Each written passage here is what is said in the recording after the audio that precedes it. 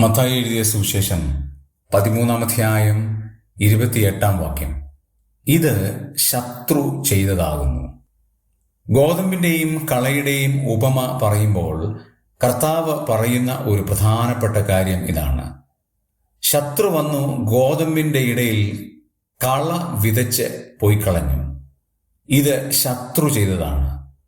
നമ്മുടെ ആത്മീക ജീവിതം ഏറ്റവും അനുഗ്രഹപൂർണമായി തീരുന്നു എന്ന് നാം സ്വയം മനസ്സിലാക്കുമ്പോൾ നിഗളം എന്ന വിത്തിനെ ശത്രു നമ്മുടെ ഉള്ളിൽ അയക്കും. നാം വളരെ ഭംഗിയായി ശുശ്രൂഷിക്കുന്നു എന്ന് നമ്മുടെ ഉള്ളിൽ നിഗളമുണ്ടാകുമ്പോൾ പിശാച് അഹങ്കാരം എന്ന ഒരു വലിയ വിത്ത് നമ്മിൽ ഉളവാക്കും. ഒടുവിൽ നാശത്തിന്റെ പാതയിൽ നാം യാത്ര ചെയ്ത് പരാജയത്തിൽ നിന്ന് പരാജയത്തിലേക്ക് നാം കൂപ്പുകുത്തും.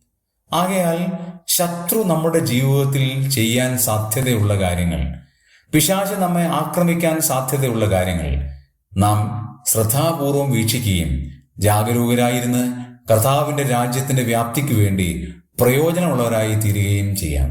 ശത്രു നമ്മുടെ ജീവിതത്തിൽ വിത്ത് വിതയ്ക്കാനിടയാകാതെ നമ്മുടെ ജീവിതത്തിന്റെ എല്ലാ മേഖലകളും ക്രമീകരിച്ചുകൊണ്ട് നമുക്ക് ജീവിക്കാം.